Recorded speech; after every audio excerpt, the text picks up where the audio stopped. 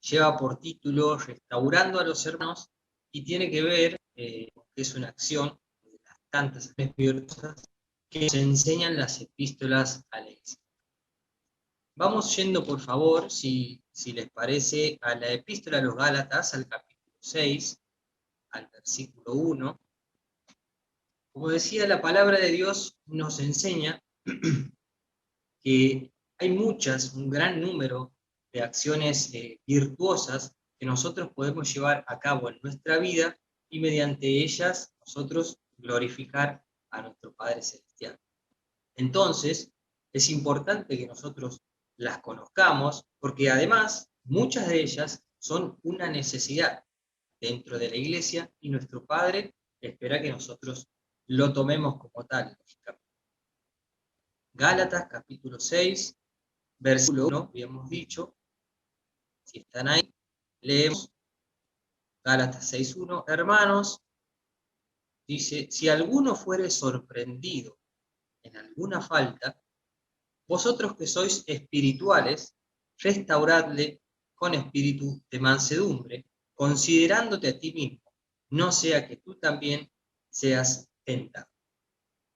Muy bien, bueno, básicamente el carácter de la epístola a los Gálatas podríamos decir que es del tipo correctivo. Esta misma epístola, decimos que es de tipo correctivo porque esta epístola apunta a corregir el error que se había infiltrado en la iglesia por la falta de adherencia de nuestros hermanos de Galacia, por la falta de adherencia a la sana doctrina que ellos ya habían recibido.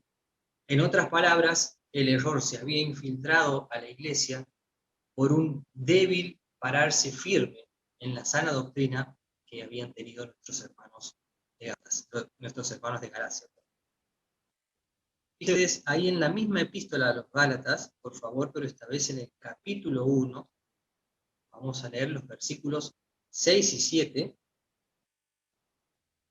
Esto les decía Pablo en el comienzo de la epístola, nomás los primeros versículos, Gálatas capítulo 1, versículo 6, dice el apóstol Pablo, estoy maravillado de que tan pronto os hayáis alejado de aquel que os llamó por la gracia de Cristo. Dice, estoy maravillado, y no es que esta sea una expresión de alegría, o que Pablo esté diciendo esto con gozo, más bien es una expresión de asombro, casi una ironía, podríamos decir. Estoy maravillado de que tan pronto os hayáis alejado del que os llamó por la gracia de Cristo para seguir un evangelio diferente. Ese versículo 7, no que haya otro, no hay otro evangelio, sino que hay algunos que os perturban y quieren pervertir el evangelio de Cristo. Muy bien. Para ponernos un poco más en contexto, pero sin ahondar demasiado, diremos también, en relación a esto, que el error que aquí se corrige, en esta epístola a los Gálatas, es aquel que impulsaba o promovía la idea de que el hombre es justificado por llevar a cabo las obras de la ley y no por la fe en Jesucristo. Es decir, todo lo contrario de lo que nosotros hemos aprendido de esta administración de la gracia, de la cual nuestros hermanos de Galacia también eran partícipes ya en ese tiempo, ¿no? Fíjense ahí en Gálatas, pero en el capítulo 2 esta vez, Gálatas 2, vamos a leer el versículo 16. Aquí Pablo, por supuesto, en oposición, en franca oposición a esta idea que acabamos de mencionar. Gálatas 2:16 dice, sabiendo que el hombre no es justificado por las obras de la ley, ¿ven?, sino por la fe de Jesucristo, nosotros también hemos creído en Jesucristo para ser justificados por la fe de Cristo y no por las obras de la ley. Por cuanto por las obras de la ley, dice, nadie será justificado. Vemos que una vez identificada la falla, Pablo los corrige. Esto es algo que se puede ver a lo largo de la epístola, más puntualmente en los 3 primeros capítulos, si ustedes después lo pueden leer tranquilamente en sus casas, es una hermosa epístola. Pablo los corrige poniendo lógicamente los argumentos de la palabra de Dios, que refutaban el accionar de nuestros hermanos de Galacia, ¿no? A su vez, y tomando como punto de partida el vivir en la libertad con la que Cristo nos hizo libres y el servirse por amor los unos a los otros, el apóstol los alienta a tener acciones que verdaderamente armonicen con la nueva naturaleza espiritual de la cual ellos habían sido hechos partícipes por gracia, al igual que nosotros. De entre todas esas acciones virtuosas a las que el apóstol les instaba al comienzo del capítulo 6, nos encontramos con una que es verdaderamente una gema en la palabra de Dios, podríamos decir. Vamos de vuelta a Gálatas 6, por favor. Ese sería el versículo central de nuestra enseñanza, Gálatas capítulo 6, versículo 1. Vamos a leer varias veces esta mañana, Gálatas 6, 1. Leemos: hermanos, si alguno fuere sorprendido en alguna falta, vosotros que sois espirituales, restaurad con espíritu de mansedumbre, considerándote a ti mismo, no sea que tú también seas tentado. Podríamos decir que la Biblia vendría a ser como el manual de la vida para el creyente, ya que en ella nosotros encontramos todas las instrucciones que nuestro Padre Celestial dejó para nosotros. Sin menospreciar ni subestimar ninguna de esas instrucciones, la palabra de Dios en la Biblia, y solamente a fin de identificarlas, podríamos hacer una diferencia entre aquellas instrucciones que son más bien del tipo básicas, ¿sí?, de aquellas que son o que tienen un rol o función de contingencia. Estas últimas, mayormente usadas o utilizadas en situaciones que son atípicas, que no son comunes, que son impensadas, que no armonizan. Vamos a ver un ejemplo de estos dos tipos de instrucciones que mencionamos aquí. Por favor, pasen a Proverbios 4:23. Proverbios 4:23, un versículo súper conocido por nosotros. Algunos hasta lo podrán citar de memoria. Proverbios 4:23. Si ya están ahí, leemos: sobre toda cosa guardada, guarda tu corazón, porque de él mana la vida. Muy bien. Siendo el corazón de la mente el asiento principal de los pensamientos más íntimos de la persona, y desde donde nacen las acciones que en cierta forma nos definen, este corazón debe ser vigilado, debe ser protegido y debe ser guardado más que ninguna otra cosa, como nos está diciendo el versículo. Por supuesto que la mejor forma o la forma de hacerlo es guardando la palabra de Dios en él. Si ustedes después pueden leer el capítulo 4 de este libro de Proverbios, van a ver que se menciona de la palabra cosas como, por ejemplo, que la palabra es medicina y que es vida. Entonces, cuánto más no quisiera uno tener eso en el corazón, ¿no? Esta es una instrucción básica y fundamental que no debemos perder de vista, que no debemos descuidar, si lo que pretendemos es tener acciones virtuosas que sean acordes a la voluntad de Dios. Vean, tarde o temprano terminaremos siendo o viviendo lo que en nuestro corazón guardamos. Esa es una verdad inapelable. Lucas, por favor, capítulo 6, en relación a esto vamos a leer en el Evangelio de Lucas, el capítulo 6, el versículo 45.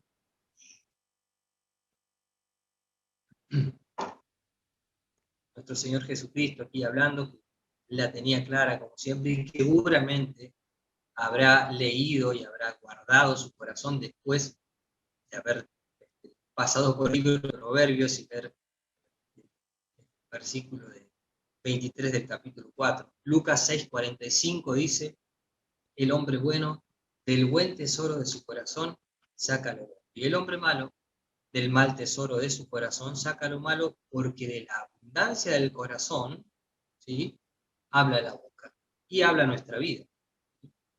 Es así. Muy bien. Ahora, hablando de instrucciones de contingencias, acabamos de ver una instrucción que llamaríamos básica.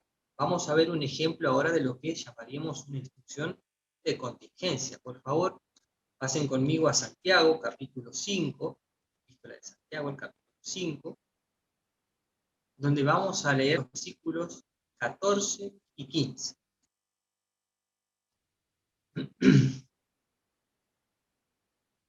Santiago, capítulo 5, versículo 14. Leemos. ¿Está uno enfermo en vosotros? Ahí tenemos contingencia. Llame a los ancianos de la iglesia, y por él, ungiendo con aceite en el nombre del Señor. Versículo 15. Y la oración de fe salva al enfermo. El Señor lo hará, y si quiere cometer pecados, dice, le serán perdonados.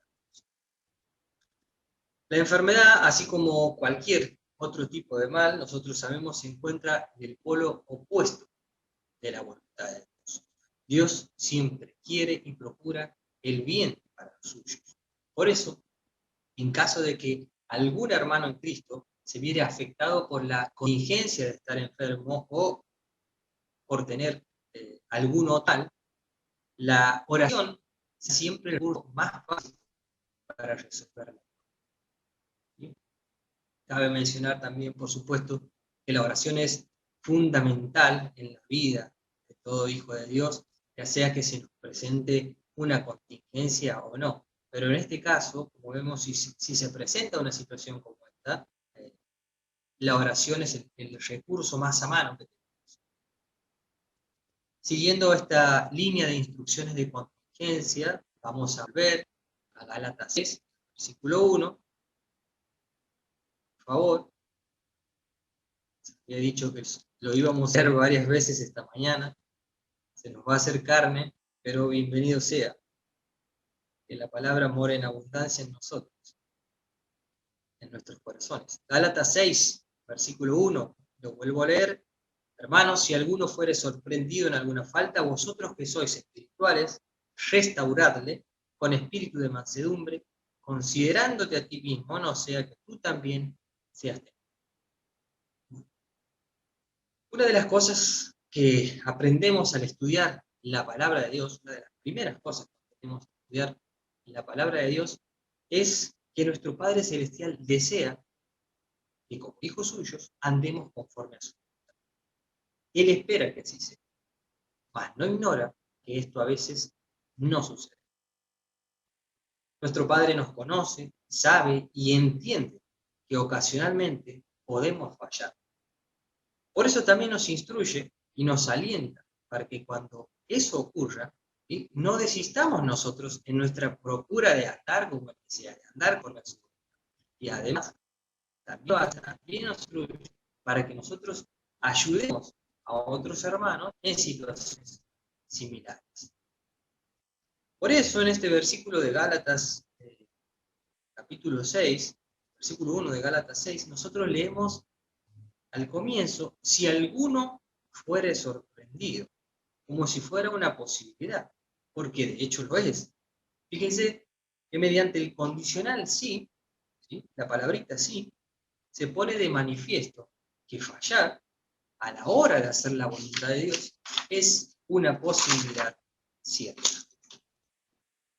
Por otro lado, debemos decir que ese ser sorprendido en falta, que se menciona en el versículo, no describe el acto de una persona que sorprende a otra cometiendo algún ilícito. No se refiere a eso. La palabra que en nuestras Biblias nosotros leemos como sorprendido, en los textos griegos es prolambano, y significa anticipar, adelantarse, tomar o sorprender. Según Vine, un erudito en el idioma griego, el sentido de este vocablo, el versículo, es el de ser atrapado en una falta, donde el significado, como decíamos recién, no se refiere eh, al acto en el que una persona detecta a otra cometiendo un pecado o cometiendo una falta. En cambio, lo que este versículo, ¿sí?, más bien describe es la situación, fíjense ustedes, en la que el creyente, por, diríamos, tener la guardia baja o no permanecer vigilante, da lugar a que el pecado saque provecho de esta situación, de este hecho, tomándolo como por sorpresa. Ese es el sentido, ese es el significado. Hay otras versiones de la Biblia que quiero compartir con ustedes que han traducido este versículo de la siguiente manera. Fíjense. La primera que les comparto dice: hermanos, aunque un hombre dé algún paso en falso antes que se dé cuenta de ello, ¿ves?, tomado por sorpresa, no se da cuenta.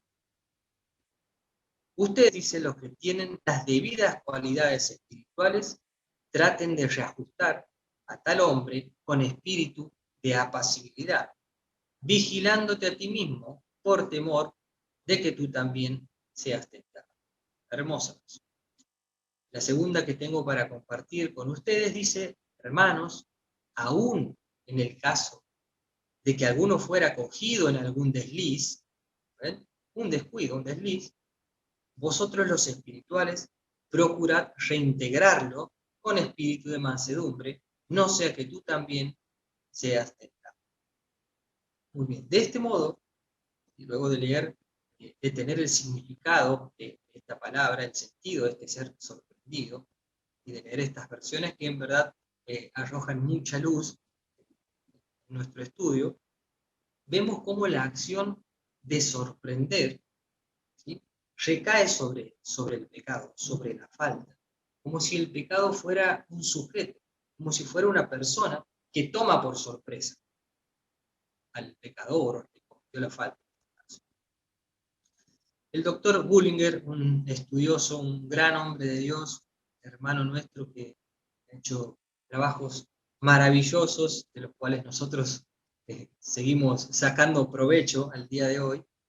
El doctor Bullinger decía en su diccionario de figuras de dicción, expone que existe figura llamada prosopopeya, ¿sí?, la cual consiste en presentar cosas inanimadas o animales como si fuesen personas, ausentes como si estuviesen presentes y a muertos como si estuviesen vivos.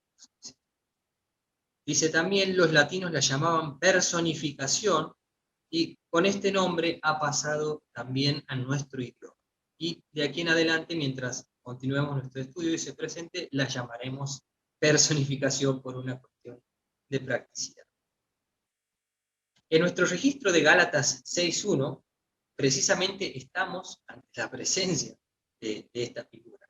En este caso se refiere al pecado, ¿sí?, ya que siendo algo inanimado, es presentado como alguien, como si fuese una persona que toma por sorpresa a otra, ¿no? Pero sepan ustedes, no es el único caso en la Biblia en el que el pecado es presentado de esta forma, es presentado como una persona. Vamos a ver unos ejemplos. Vamos a ir a Génesis, por favor, primer libro de la Biblia, Génesis capítulo 4.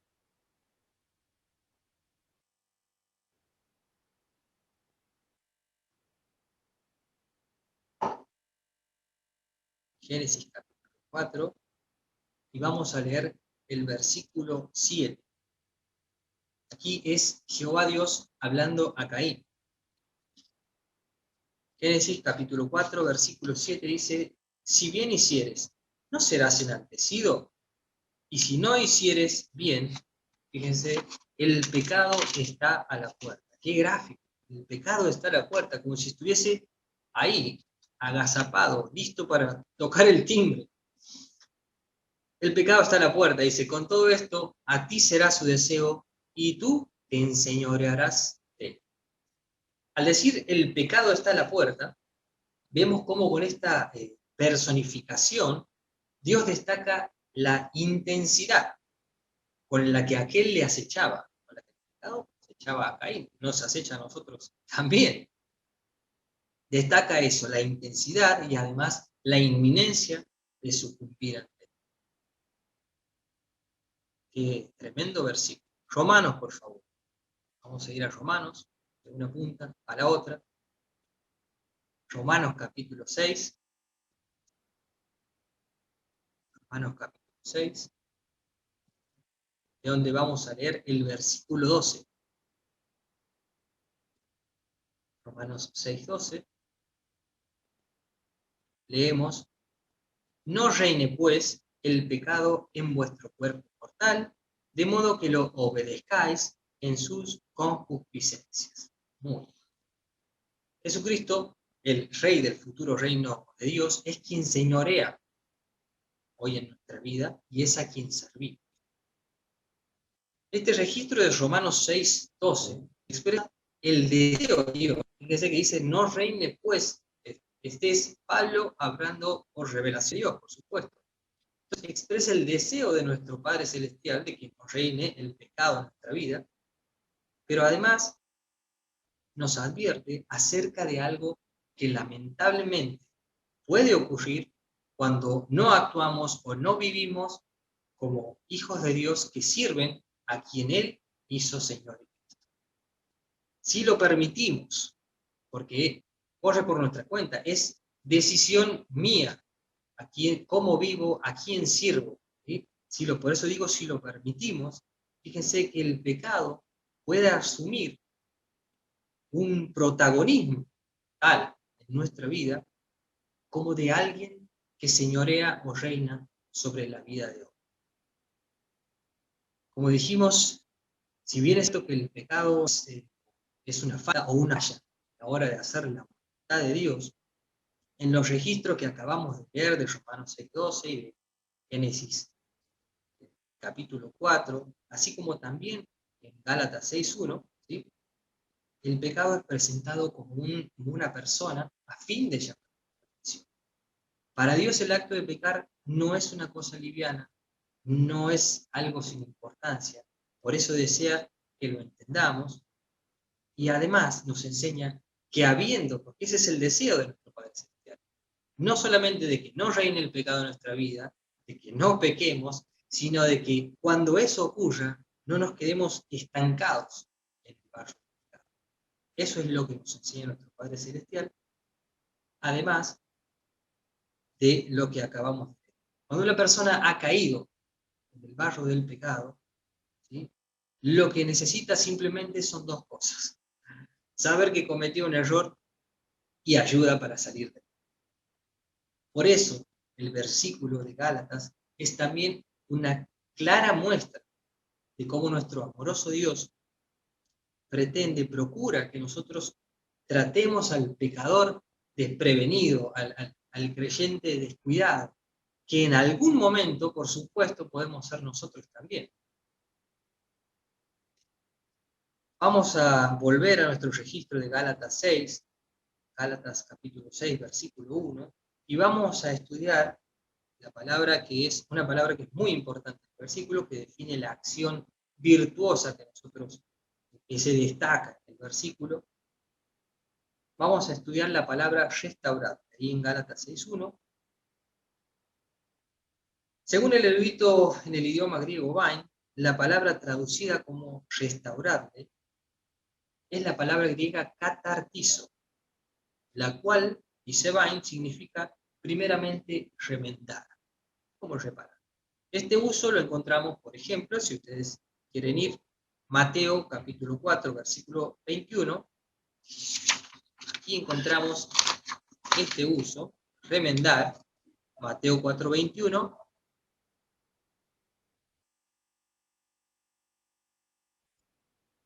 donde leemos, pasando de allí, vio a otros dos hermanos, dice, nuestro Señor escribió, está hablando de Jesús, pasando de allí vio a otros dos hermanos, Jacobo, hijo de Zebedeo, y a Juan, su hermano, en la barca de Zebedeo, su padre, que, fíjense, remendaban, y aquí está nuestra palabra catartizo, sus redes y los llamó.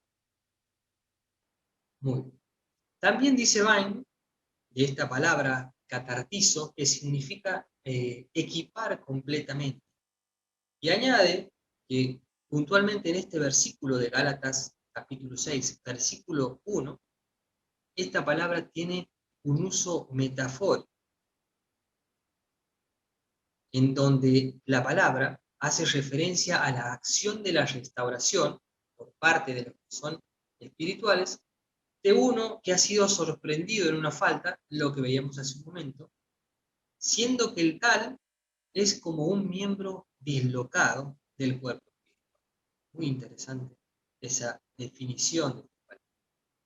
Hay además un comentario, la versión de la Biblia Plenitud, en línea con lo que acabamos de leer acerca de la palabra catartizo, que dice: el término se utilizaba en el lenguaje corriente para designar la acción de componer huesos rotos. Qué hermosa